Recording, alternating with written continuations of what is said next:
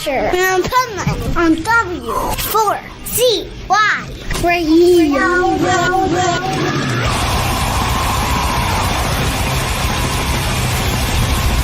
Hi, it's David Reece, and I'm really excited to reveal for you the album title and cover for the brand new Bangalore Choir album. It's finished, people. I'm really stoked.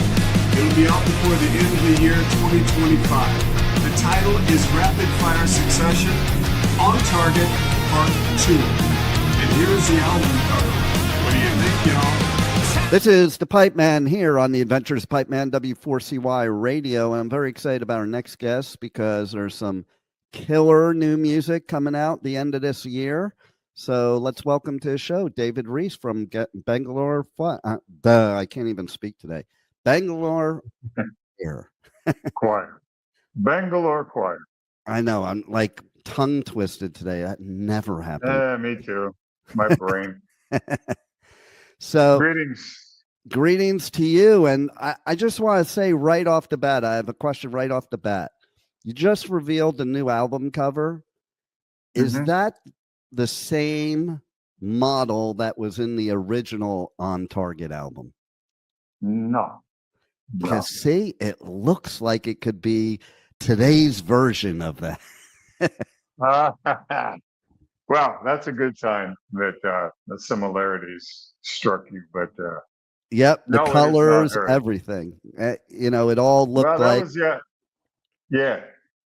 I mean, I wanted to do On Target Part 2, so I studied it from top to bottom. I love it. Well, thank you.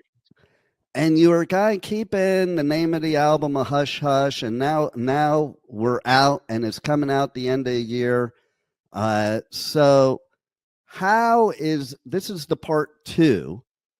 How would you say part 2 is different from part 1, or similar, or both?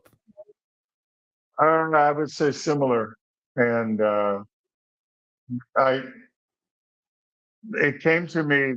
I was in France last year doing a bunch of gigs, and strangely enough, I live in Italy, right? And I played all over Europe and the world, and I've never played France. But in my show, I play 4 or 5 songs from On Target every show, and the French were going crazy, right? Wow. And so I get in the car and I'm coming home, and I'm like thinking about branding and the whole thing, right? David Reece is a solo artist. Dave does okay, you know what I mean? But branding, you know what that's all about, right? Totally. So I called the manager about halfway home, and I'm like, I'm going to put together Bangalore Choir again, but I'm going to call it David Reece's Bangalore Choir. But I'm going to reach out to some of the original guys. Sadly, we've lost one who passed away, but sorry. Crickets. Yeah, thanks. Crickets. Curtis doesn't want to tour anymore. Just not interested. Ian, the bass player, he and I did some stuff a few years ago. He was cool, but I just went, you know what? I'm not going to take the dead cat out of the garbage sack and try to revive it. So, the branding thing, I want to compare it to, like, let's say, top of my head, Mike Tramp and the song The White Line. That was it. It was just like, you know what? This is gone as far as I can take it. I need to bring back the brand. And everybody was jumping up and down because it really had kicked bookings into high gear. Things started happening quick. Probably didn't say much for me as a solo artist, but, the brand, bro. And then similar, I guess, I went back to On Target and I talked to BraveWords Records. I said, I'm going to do this. They said, okay, if you're going to do Bangalore, we got to be On Target. We got to get there. Can we do that? That's a long time ago, man. I can't figure out my headspace. So I studied the record, even though I've been playing it live, but to go back and put your head back in that space, not easy, bro. So Andy Susemihl and I, my weapon of mass production, my go-to guitar player, he and I made an attempt, 3 or 4 songs, and it just wasn't clicking. And then, which will soon be the second single with a video, It's called Driver's Seat. When he sent me the rip of that, I heard Slipping Away. I said, now we're getting it. So I recorded the vocal, and then we did Bullet Train, which I'm sure you've heard. Yeah. And totally. it just all started coming. The thing Nice. about it was, I wanted, going back to the album cover and everything, I contacted Simon Zoot, and I said, this is the first album, and we've got to be similar. So we tried to tie the nostalgia and everything together, and I think we did. I gotta say, dude, I'm really proud of this record. Well, that's always good to hear, because you know what? When you've been a musician as long as you have, to have excitement about what you're doing after this many years, that means it's good. Well, I mean, and also people like you. I mean, the incredible amount of media that I've done and radio, it's tenfold what I was getting for the last 10 years. Wow. I mean, it's just, and that's an attribute to, BraveWords doing the outreach. I mean, they lectured me like a kid, in school. Dave, your website sucks. You're not on top of the new game. I'm an old dog, dude. I don't understand all this. So Brandvold really schooled me, and I've got to do to keep it current, get it out there, the mass overreach. You know what I mean? So I learned a lot, thinking that I was reaching the public. Nah, not even close. So I got schooled, but Hey, it's never too late to learn, right? Right. I mean, he even said it, guys, after 40, you guys are clueless of what's really happening out there for people to get a visual or an audio of what's going on with you. Because like a lot of bands, if you look at their page, they got a new album out, but they still have the album from 3 years ago on the banner. Right. You know what I mean? And he's making really good points. And I'm like, well, at least I'm not that negative or lame, but he says, you got a long way to go, kid. So I'm learning as I go.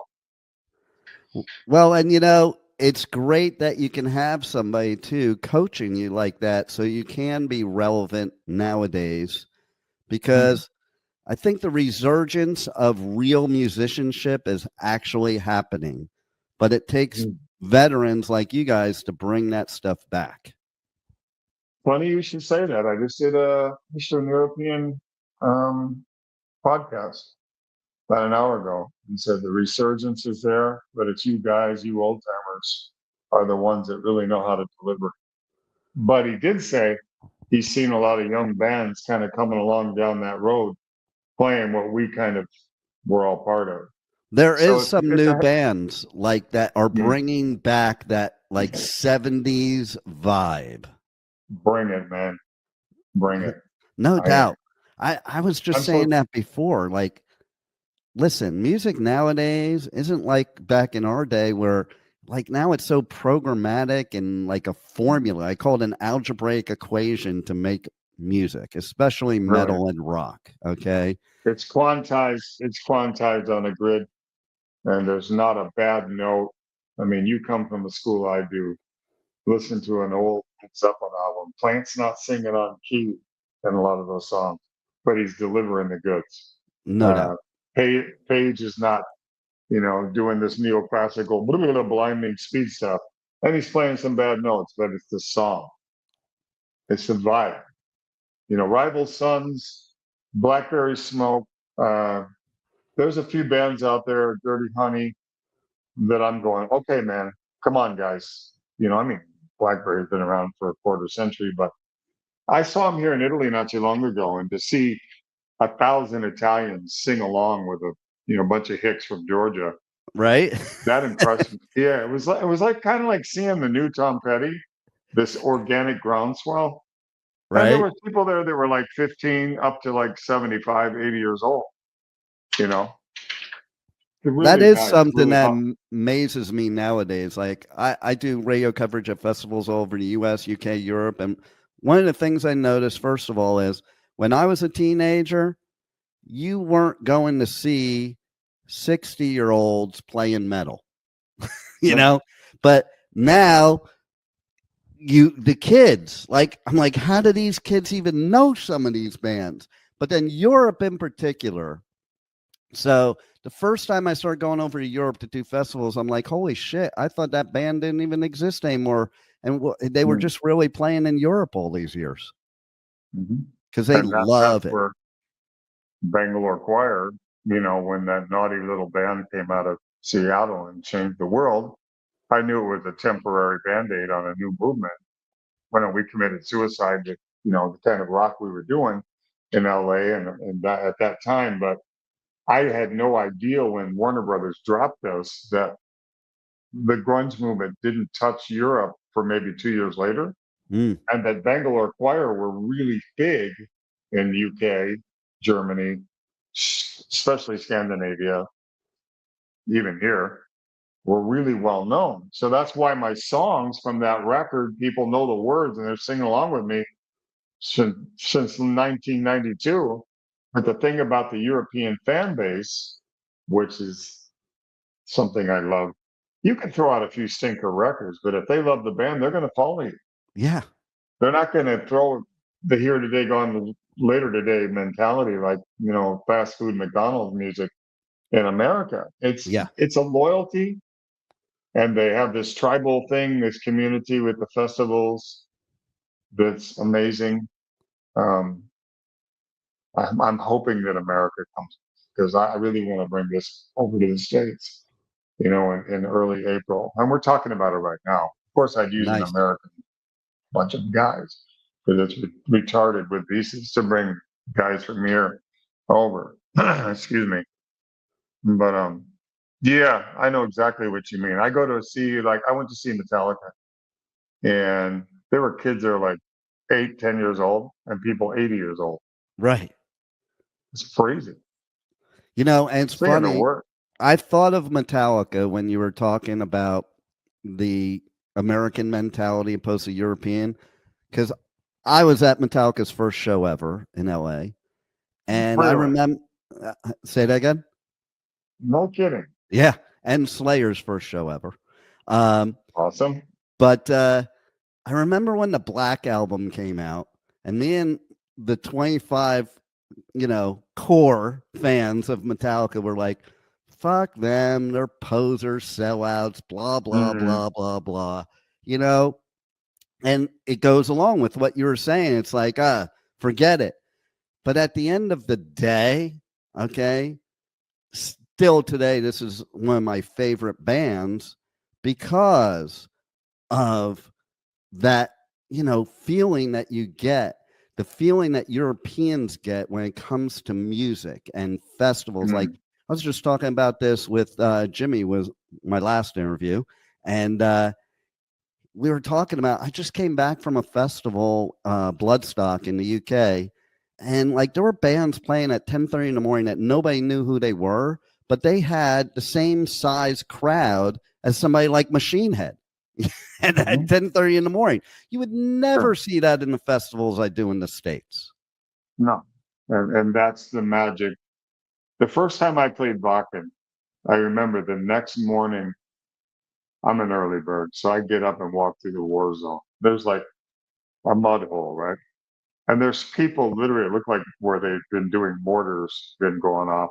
And there were people down there in the mud and water with their vests, people standing around above the hole, pissing on them, singing in their language from another country. It was like Viking pirates, it was. Oh man, that's great. I'm wandering the grounds, and then you hear a band playing, and you look over, and there's 10,000 kids that haven't slept a wink, covered in mud, and then all day long, some of them fall out. They get too drunk, of course, or tired. And then they go lay down in their tent in the camper. And then about 7, it gets really crazy. Here they come, the army of maniacs. And then by the time it's dark, it's a beautiful thing. Well, yeah, I do Hellfest, speaking of France.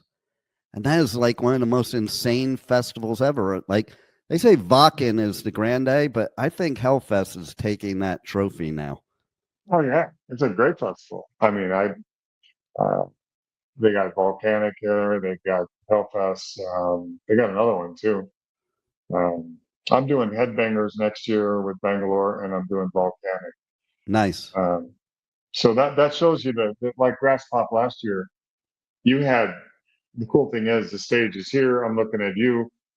We finish. The crowd turns their back to you, and they're looking at the stage on the other side. And there's 50,000 maniacs for 4 straight days, maybe more at night. I don't know, but anyway, long story short, you had Steel Panther playing. They can't understand a word they're rambling about, but they love the band. Then you had Limp Bizkit. Then you had Wolfgang Van Halen. Then you had Slipknot. I mean, you had this big palette, of something for everybody. Yeah. And it was just, it was electric, man. The energy was electric. I was there last year for Grass Pop because usually You were? Grass Pop and Hellfest is the same weekend.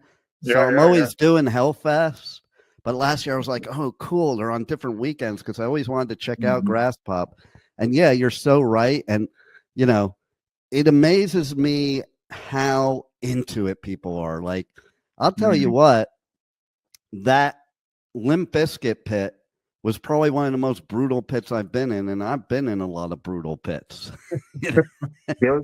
He just played here. My wife's a huge fan, and my stepson and her go to the Slipknot shows. When they and Papa Roach, and they go cuckoo. My wife is a music fanatic, and she's right there. I mean, it's like, be careful, honey. Don't wear anything sharp, and watch out for put on your goggles. But yeah, but I'm not knocking my country. I'm an American, red, white, and blue.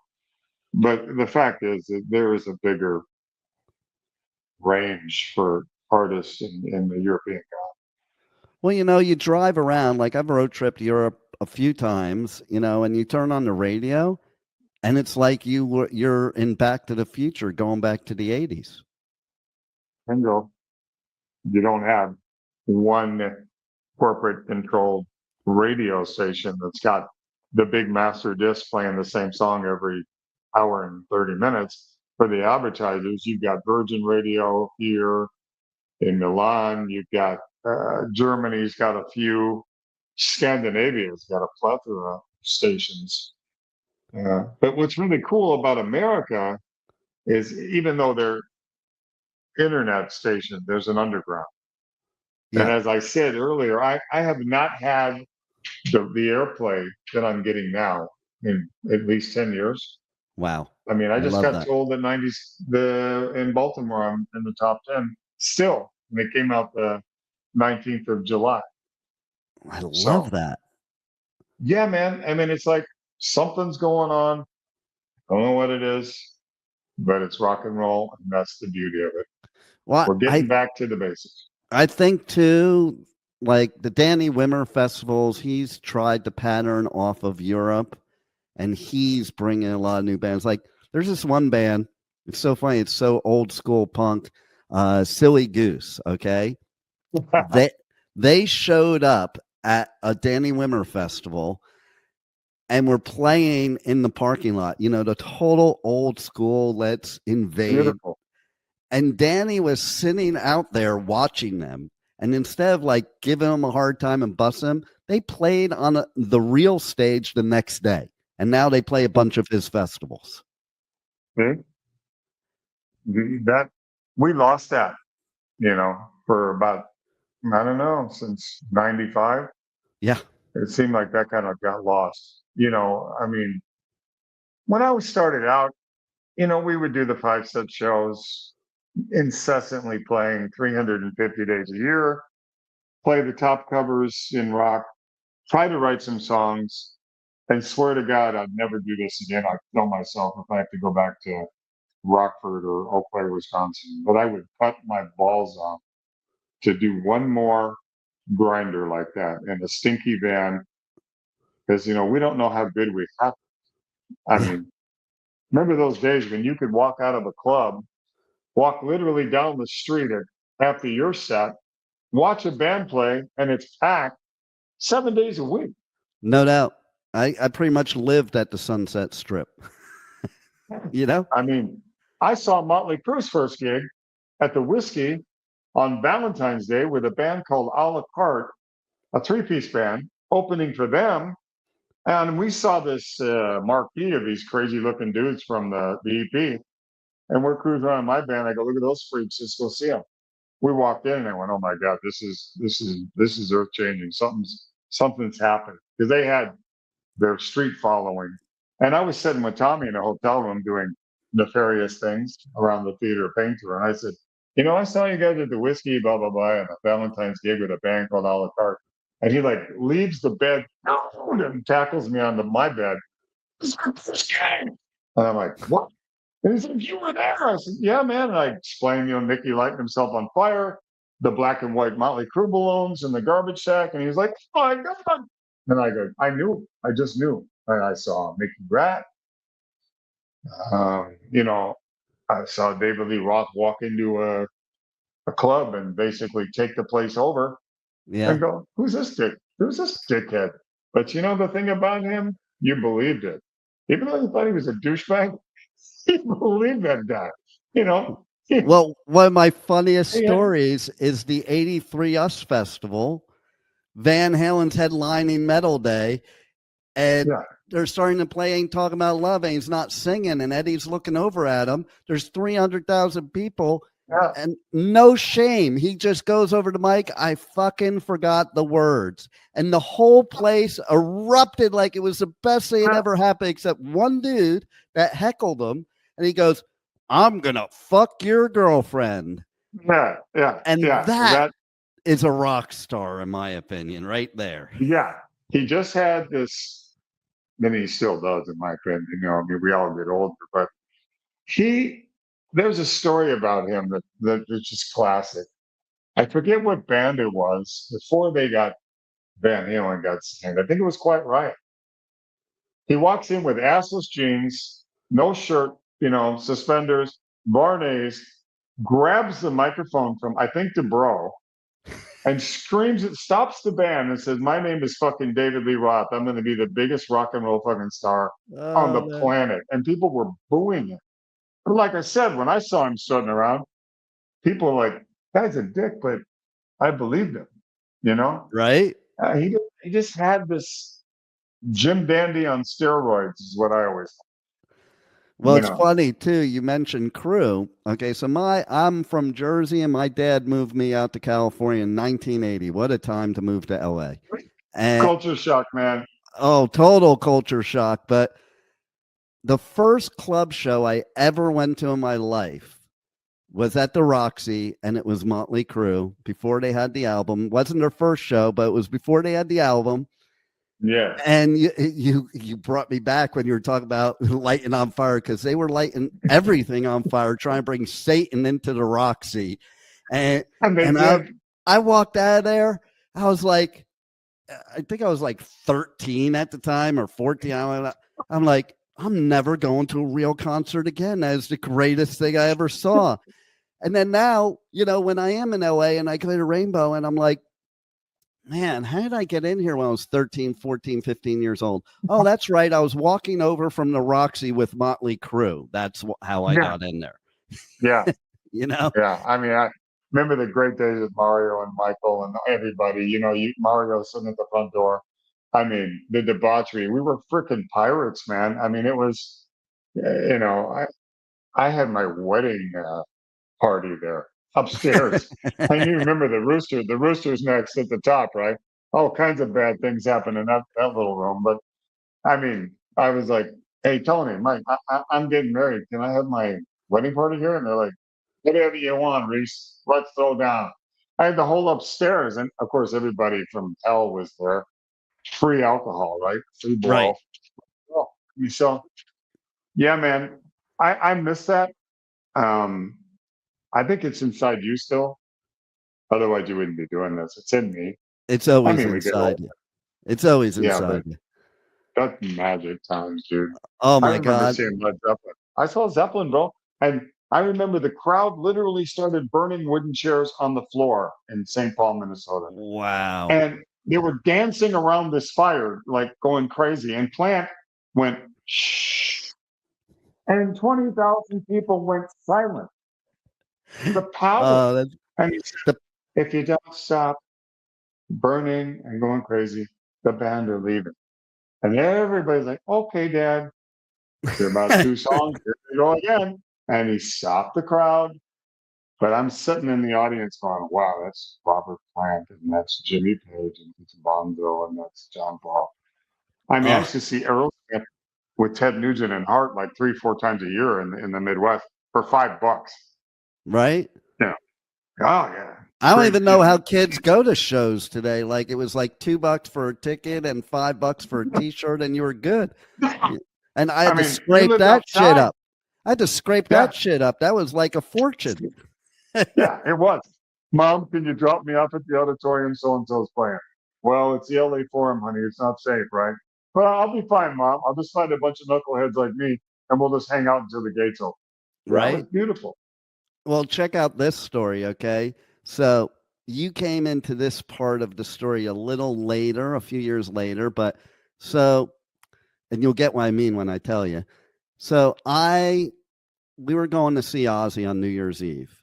And I told my dad I was sleeping at my bro's house. He told his parents he was sleeping at my house. And we went and Uh-oh. saw Ozzy with Randy on New Year's Eve, okay? Which Oh my that's epic. And God. then so we get home, and I lived in Lake Lindero in Agora Hills. So like my backyard went straight down to the lake. So we were hanging down by the lake so my dad wouldn't see us. Yeah. And my next door neighbor comes out, okay? And she goes, oh, boys. She sees us in the Ozzy stuff. Were you at the Ozzy show last night? And we're like, oh, fuck, we're busted, man. And we were like, yeah, wait right here. I'm getting my husband. And we're like, oh, fuck. And the husband invites us up to the house into his studio in his house that was wall-to-wall cassette tapes. Turned out he was Ozzy's promoter. So he gave us a bunch of swag, but here's the part that'll blow your mind. He hands me this cassette. And he says, this band's not in the United States anymore. They're going to be here in like 6 months, and they're going to be huge. And I remember I listened to the first song on that cassette, and I was like, oh my God. That was the first Accept album. Small world. Right? How wild. Yeah. My next door neighbor knew. My next door neighbor knew. I was in Milwaukee, and Restless Wild was on Blood Red Vine. And we would sit around the band house doing bong hits, and this guy walked in with that record and put Heidi, Heidi, hi, the shark. It still gives me chills. Yeah. Scream. The first speed metal band who spawned Slayer, who spawned Metallica. I don't care what anybody says, except spawn the speed metal movement. I'll verify that with you. I'll verify that because one of my best friends is Dan Spitz. And he told me straight out, all of them, Anthrax, all the big four, Anthrax, Megadeth, Metallica, Slayer, they all were like, that was the first thrash metal song ever. When I was in Accept, we went to Monsters of Rock. Anthrax was playing, David Lee Roth, and Maiden was headlining Kiss Without Makeup.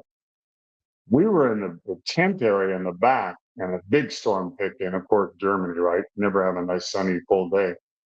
And Spitz was there like a little kid looking at Wolf Hoffman going, you're the guy, man. You know, and Scott Ian's going, dude, you're Wolf Hoffman. You know what I mean? And he's just suddenly going, I don't understand that. What? He goes, you are the reason we're playing what we do. And he's like, well, thank you very much. You know, very gentleman. I appreciate that. And you go, dude, you don't realize the impact that band had on the metal scene in America and worldwide.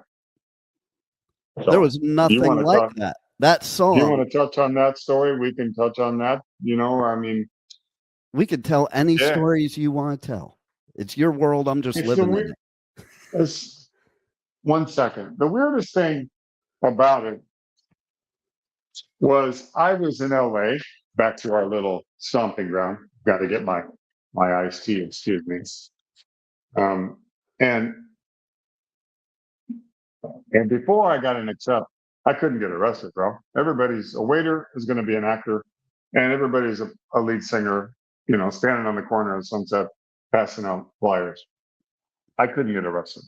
I'm a big guy, I'm not the little girly butt Brett Michael guy, lipstick. I'm not into that. Yeah, no. Couldn't get arrested, man. But I had a really dear friend named Lucy Forbes who had a little thing called Rock Congress. And her whole vision was rock placement agency. I'm going to get guys in big bands or corn bands. Didn't have a clue what she was doing, but she had a heart of gold. She was a 60s biker chick, knew all the doors and all that. Came from that. So I'm homeless, sleeping on a hardwood floor in Santa Monica. And I had recorded a bunch of demos with Mitch Perry, the guitarist who played with Stenker later and played with Tallis and Sheehan and all those guys. Couldn't get anybody to listen to it. Good songs, but I was 23 maybe. And living at her house one day, I just said, you know what? I got to get out of here because LA can eat you alive. Yeah. I'm working in factories. I'm, starving. I'm doing anything I can, trying to book gigs. One day I just said, you know what? Fuck it. I'm out. And she looked at me. She goes, where are you going? I said, I heard my mom and dad moved to Colorado. I'm going to get on a Greyhound and I'm going to go live there. I'm done. So I leave that cassette. Miraculously, like a week later, Dieter Dirks, the producer of the Scorpions, has got Scorpions business and he's banging Lucy on the side, goes to visit her and says, hey, I got an issue. We got this English guy in the band Accept. It ain't working. His name's Robert. Do you know anybody that would work? I need a singer yesterday. She goes, check this guy out, and hands him my cassette. He puts it in, he goes, that's the guy. Wow. Because he can hear voices. He's a producer. He knows what he's looking for. I'm at the time clueless. I'm just a rock singer guy. And she didn't know where I was. So they go on, she goes, I think he went to Colorado Springs. I'm going to try to find him. He goes, find that dude. So she went through the phone book, I guess directory assistant or something. There's only so many Jack Reese's in Colorado Springs. Calls my dad, and I'm living up on a mountain painting houses, and says, yeah, I need to find Dave. And he's okay, I'll tell him to call him. They give out my phone number to Wolf, and one night there's a blizzard happening outside, and the phone rings, and it's Wolf Hoffman. Wow. Hello, may I speak with David Reece, please? This is Wolf Hoffman of Accept. I said, yeah, I'm fucking Mickey Mouse. Fuck you, and I hung up. So he calls right back. I think we have a bad connection. I'm sorry, it's And he starts giving me the spiel, and I'm like, yeah, I'm on a plane. Let's go. So next thing you know, I'm flying to Dusseldorf, and I'm auditioning for Accept. Wow. And this didn't happen, the German way, as you know, and it's very meticulous. You replace a guy like Udo, there's a lot of anxiety. So, right. Literally the next day, Peter wakes me up at 9. I got jet lag. I maybe slept 2 hours. Let's go. I said, where are we going? He goes, to the studio. And I'm like, cool. I get to meet the Scorpions. That's how, I'm a kid. And he just looks at me like, oh, whatever, because they're finishing Savage Amusement. I walk in, there's Rudolph and Dieter, and I go, hey, man. I'm such a fan. And he looked at me like I was from Mars, because I think they were having an argument. So Peter took me directly into a demo studio in the basement, put on a 2-inch tape, and this first song was Turn the Wheel Around. Had the title, puts a 58 in front of my face with a board, sitting there and goes, sing something. Nice. It's like, and so we spent day after day after day writing lyrics and me singing on this 58. And what the band would do would come in at night separately and listen to what I'd done. And Dieter. The final audition was a live gig in Cologne, Germany's biggest metal band, performing one night only. That was my final audition. I was there for about 3 months before they said yes or no, maybe longer. And of course, they invite all the heavyweights: Bruce Dickinson, all these guys, because at the time Bruce is working for the fencing team in Bonn, Germany. He's in a captain's uniform, shows up. I good to see you. Well, I'm like, what's he doing here? I wanted to get his opinion. The manager's, fuck, I'm going home. But you look out the window across from the restaurant, and there's a line of people standing in the March rain because they know who it is. Huh? And I was terrified. Did the gig, blink of an eye, fully expecting to be sent home the next day. I hear them all talking in the guest house. Well, I better go face the music. It's been a cool trip. And they reached out their hand and said, welcome to Accept. Wow. So, yeah. That's weird. amazing. Yeah. Weird. And look, you just never know what's going to happen in life, you know? Isn't it beautiful? Oh, I love it. Like, see, even for me, so I left LA when when it became really bad with the hair metal. Like originally when Metallica and Slayer went up to the Bay Area, me and my bro used to like hitchhike up there to go to shows up there because they left us with all the glam shit, and all the girl boys. And the scene was not the same. So then like I went back to Jersey to go to college. And I ended up leaving the whole scene. Like, it's funny because I knew everybody, and it was like, I just had this idea. Like, I was playing guitar, I was singing, and I was like, yeah, I'm not selling my soul for this shit. Like, I'm not, because I sat backstage, and saw what record labels did to these bands. Okay. And I'm like, yeah, I'm not selling out for that. So I left. And I ended up in the financial business, and I was pretty big in the financial business. And the Wolf of Wall Street, I knew him personally. He was my competition, and Jordan. And yeah, he was a douchebag, by the way.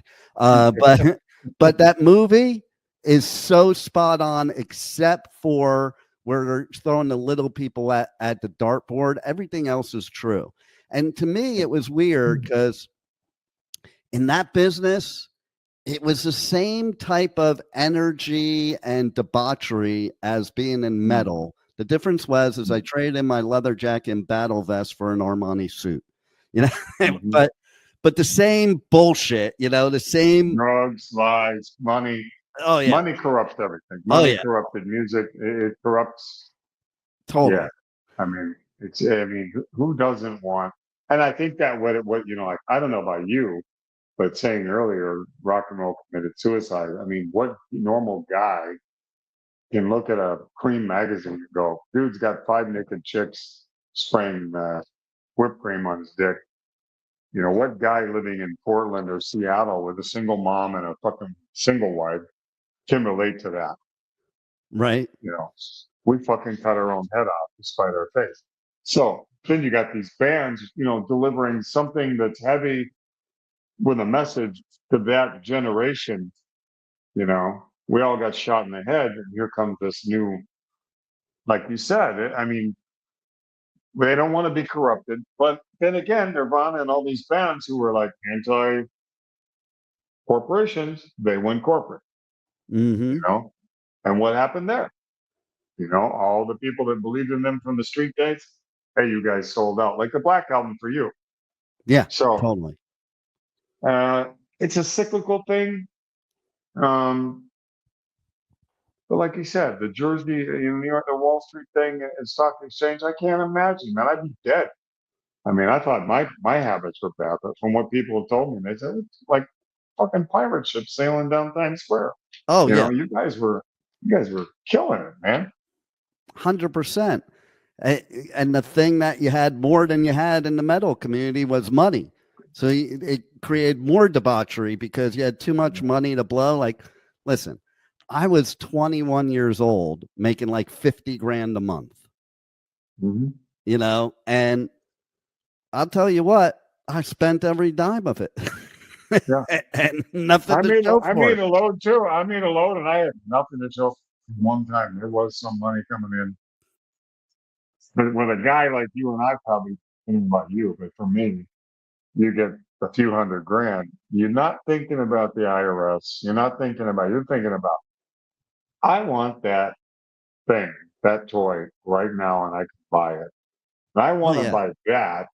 And then at the end of the year, on the 31st of the next year, you got this note, you owe blah, blah, blah. Wait a minute. They tax this? Right. Yeah. And you're And then like, uh-oh. and then the people above you in the biz, they told you you have to do this. Like, I remember when I first started in the business, I had like what, a $500 suit, and the boss was like, yeah, that's not going to cut it here. We're going out right now, and I don't care if you have the money or not, you're going and buying an Armani suit. And that vehicle you're driving, no, you need to get either a BMW or Mercedes, period, because you had to look the part, type of You thing. got to represent, man. You're working for our firm. You got to Totally. look the part. You're representing us, and we're the big dogs. We don't need some hillbilly driving a Volvo that's 12 years old, right? Right. You're driving like a Yeah. 50,000 or more vehicle, but you have no furniture in your apartment. Same for me, dude. I'm a rock and roll star at one time, going back to leaving except living at Stevie Nicks' house, not a pot to piss in. I mean, not a dime in my pocket, but I'm now famous because of Accept, good and bad, where I couldn't get arrested in LA before that. I walk into all the clubs and like, hey, and I'm all of a sudden hobnobbing with, you know what that's like. And all these super rich rock and roll people who I don't think they were ever poor. And I'm literally penniless, Yeah. living in a studio apartment, regaining my career with Bangalore Choir. But I had the full mountain team like you did. I mean, you're not dressing like that. You're not doing this. I mean, Howard Kaufman is managing me. They've got Whitesnake, Hart, Henley, Nicks, Irving Azoff signed me to his new label, Giant, pun intended. Warner Brothers. Mo Austin's son. The only reason Irving got the deal. This is how you are in Wall Street, right? Who's shaking and butter and who's bread? Hey, he said, give my son Kenny a job and I'll give you the 200 mil to start a label. Okay, Kenny's a fuck up who grew up with Mo Austin from Warner Brothers in WEA. He's never had a job in his life. He's got a job. He's in charge of my A&R. I'm running around with these maniacs. It was insane. I mean, they treated us good. They put us on a salary. We did all the top studios. We went through the whole thing, the big shows, the big tour plans, and then, Yeah. timing. And here we are, 2025, new album coming out. I love it. And the album cover, I would buy it just like in the old days. You bought from album covers. Okay. I'm going to tell that when you air this, I want Simon Zoot.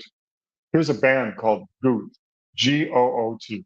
Some of the guys are Russians. Some of the guys are Dutch. Some of the guys are Italians. And I got to say, they wanted me to sing on their records, and COVID destroyed us all. Yeah. So, you know what? I used to do a lot of records to feed my family. But I got to say, they're some of the sweetest human beings I've ever met in my life. And what they're going through, those Russian guys, they can't even talk like you and me. They're completely controlled. Yeah, totally. So they route around. I can't really say much because I don't want to get in trouble. But I was talking to Simon, the bass player, and I'd seen that he had done their album covers, and I gave him the reference. And when he hears his name and their name, Good, you should see those guys. They get a boner the size of New Jersey when they hear me saying good things about them because they're good. They're good at what they do. Check it out, Good. And Simon Zoot is his name. He's an Italian who did the artwork. I gave him the idea, and he gave me a few roughs, but he's going to love that you said that because I think he captured it. He did totally, because it not only captures today, but it gives you that nostalgic of the original album. That's why I said right from the beginning is that the same model, just years later, because it kind of looked that way. It's the same colors. And you know how it was in LA. Listen, I used to go to this little record store in the Valley, me and my friends, to get our music. And there was a record store clerk there that every time we walked in, he's like, oh, you got to check this band out. and we would buy it just because he said so and because the album cover looked cool. That was Brian Slagle, you know. And I told him like a few years ago, I'm like, dude, that was the most brilliant marketing plan ever. He was like, I was just a record store clerk, you know, but he had us all like, we'd go in there all the time. And every band that I ever saw in LA, every album that I ever bought was because we would go in there and he would say, here, and they were all his bands, which was what I thought was brilliant about it, you know? Yeah, he's So, I love him. He's going to be around for past. He'll outlive Keith Richards. I mean, he's been doing it forever, and God bless him. You know what I mean? oh yeah, you know, my hat's off to him because Metal Blade is still around, still big, and like you would have never thought that back in the day. You know, No, would you ever imagine that Metal Blade would still be around in 2025? You know, like you wouldn't. it's amazing. It's a testament to the prophet Schlegel. I mean, he got a good lump between his shoulders. You know, he knows what he's doing, what works. Like shoving it in your face. You got to buy this record. Look at Yeah, that cover. This band rules. I'll take it. You know, yeah, you go home, know what you're going to turn on. But when you listen, you go, it is great. He's right.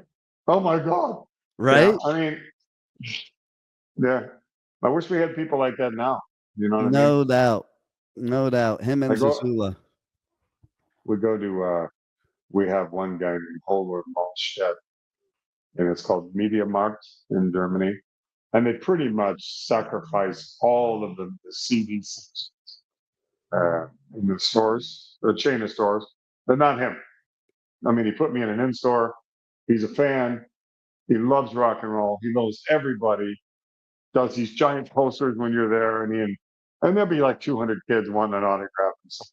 Like the old days, you know. Yeah, The old record stores, like you said, tour bus pulls up. You know, there's a crowd of kids waiting out there. Record day. Oh man, I miss that. the good old days, camping out to get your tickets. I remember I saw Black Sabbath with Dio. I camped out for my tickets, and this dude, I was like first in line. This dude comes up to me, hey, if you get me my ticket, I'll smoke you out at the show. That's all he had to say. Like I didn't want any Yeah. money or anything. I'm like, sure, you know. And then he had this like Yeah. Maui Wowie at the show. Uh-oh. Like he meant it because he was sitting right next to me. And I remember when Dio just first started talking over the mic when they first came on. I thought Dio was God because I was so high off of this stuff he smoked me out with. I was like, holy shit, God's Cosmic. speaking to us. It's God spelled. It's in Italian. Literally, it means God, Dio. So See? yeah, and you are correct. So I mean, yeah, that's the cosmic experience. I remember my first concert was Peter Frampton Comes Alive tour. Jay Giles was the second band. Wow. Peter Wolf kicked my ass. What a front man. I mean, and Ruby Starr and Grey Ghost from Black Oak, Arkansas was the first band. And I remember being in the St. Paul, Minnesota Civic Center, and the lights were still on, and you could see the curtain, and frisbees were flying across, and beach ball, and joints are coming. And there's like this bluish white haze over the audience, right? And I'm like, I'm here. I'm home. What is this? What is this? My mom dropped me off for it, right? Lights go out in this roar. Remember that? As I Yeah. And the curtain drops, and there's Ruby in a miniskirt strutting around, and then Jay Giles comes out and do their live record they did for 20 years nonstop. And then Peter Frampton comes out with his, "Ooh, baby, I love your way," but it was a hit. And I remember just leaving that place a different person. Yeah. It was mind changing. Then I saw Alice there, Aerosmith a bazillion times. I mean, I'd be right there with Tyler spitting in my face. Because in those days, like you said, $5 wasn't easy to come by. If I got the dress, I didn't buy a pack of cigarettes or something. I could go meet my friends and see Nugent and all those guys 4 or 5 times a year. Totally. But it's a different animal now. I mean, working on shows, it's a what did they say to me the other day? A guy said, it's not that the bands are so competitive they're out to destroy you. It's that they're only thinking of themselves. Mm, It's like, and I went, yeah, good point. It's kind of the same thing.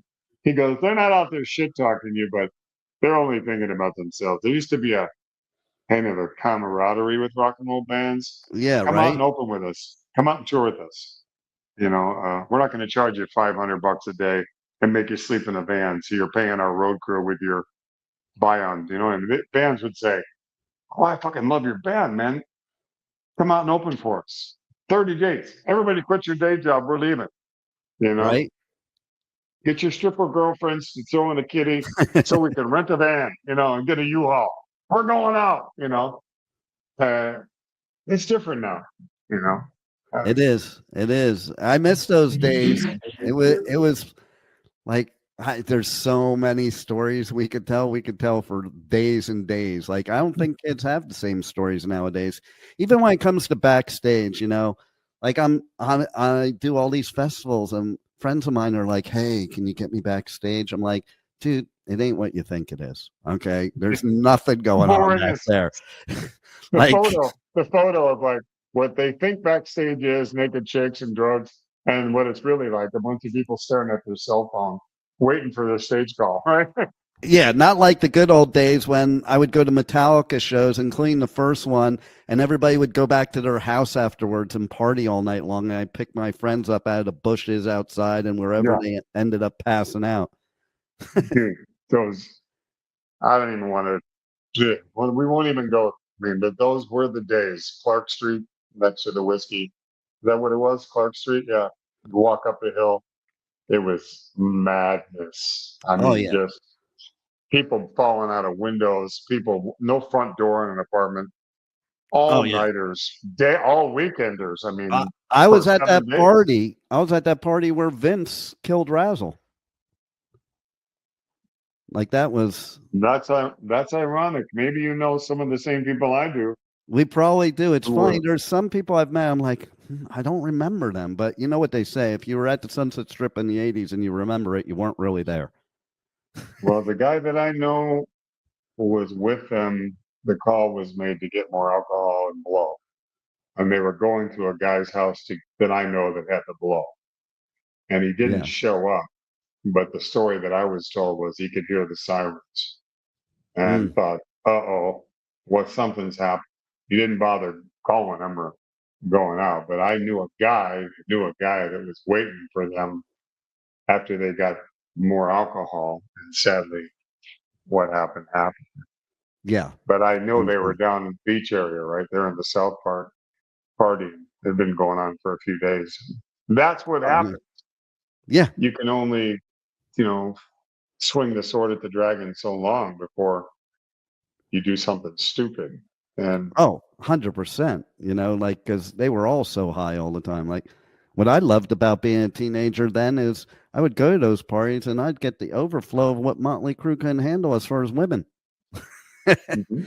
I'm like some I kid went out, getting laid I went, by hot chicks because they didn't get laid by Motley Crue. I went out with their dope dealer on the Theater of Pain tour with this stupid idea in my head. I'll bring some of my demos and get them to listen, and I'm going to get a record. But I'm with one of their multiple drug dealers, and they had an entourage of them, trust me, Oh, yeah. following the band around, flying around, picking up drugs in different cities and bringing them to the band.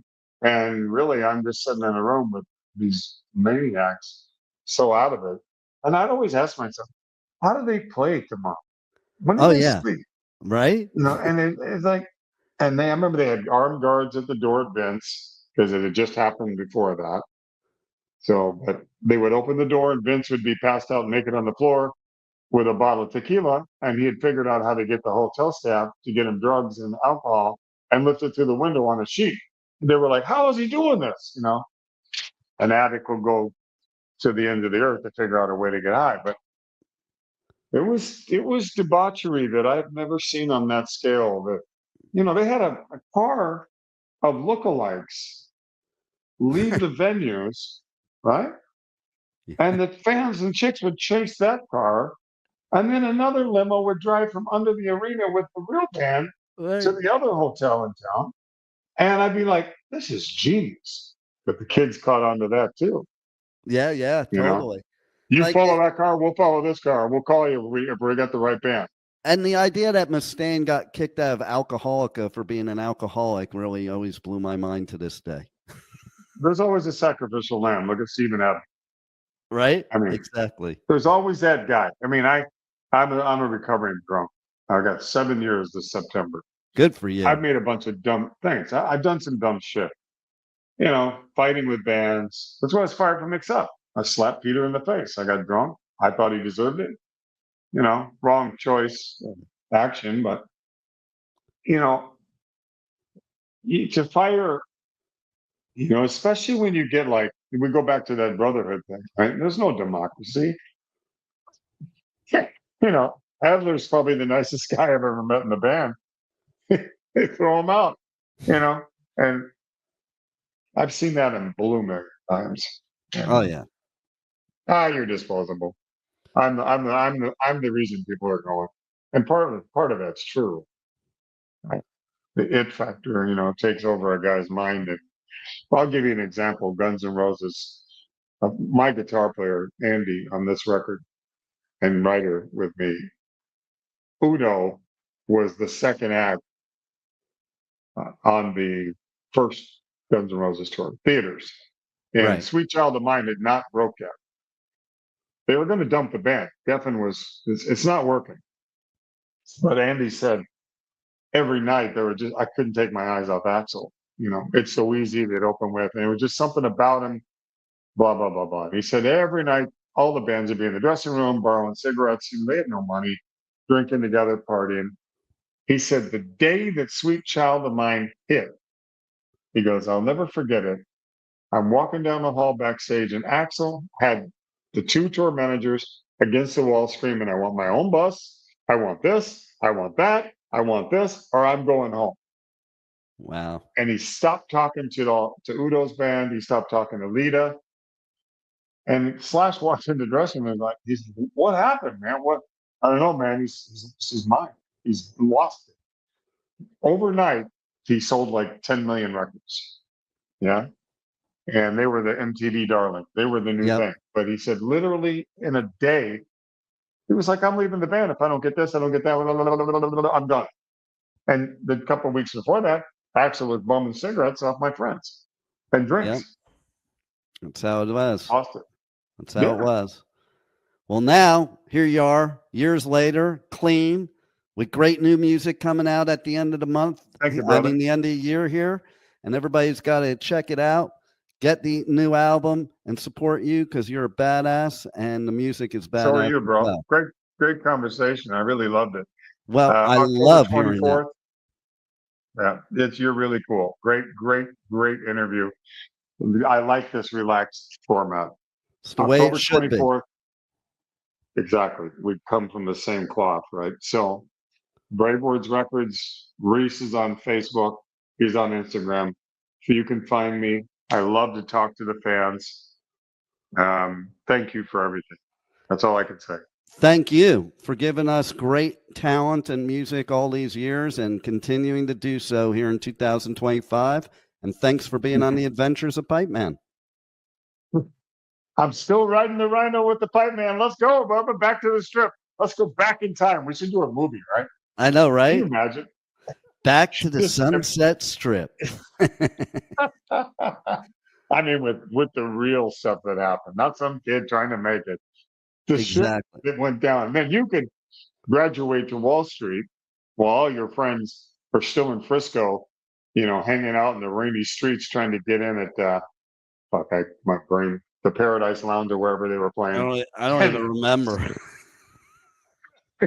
And you're in Wall Street being suited, you know, and fitted for a $5,000 Armani, you know. Exactly. And here's the keys. Here's your new 750 Beamer. But next year you got to upgrade, okay? Come on. Exactly. Same debauchery, just different animal. People don't even realize There's a fine line between the metalheads and the suits. That's right. Well, you rock on, my brother, and look You too, forward bro. to it again. And anything you need, you let me know. You know what we should do? I want to make this clear. The album is 16 songs. We did Act 1 is 8 songs, Act 2 is 8 songs. I had about 24, 25 songs, and Giles Lavery and I whittled it down with Brandvold down to the 16 tracks. What I'd like to do maybe when the album's out, if you're interested, we could do a chat about Act 1. Yeah, absolutely. And then maybe because you know how it is, you all the promotion for a record. And everybody says, buy the album, blah, blah, blah. The album comes out, crickets. 6 weeks prior, everybody's buzzing. Let's talk about it after it's out for a month or so. Let's do it. And be honest. I really like this or I don't like that. Let's talk about this. I'm down for it. Let's make it happen. Tell Michael to make it happen. I'm on it, bro. All right. Until then, have a good night or a good day wherever you are. I'll go to bed and we will see each other once again. You got it, brother. Thank you for listening to the Adventures of Pipe Man on W4CY Radio.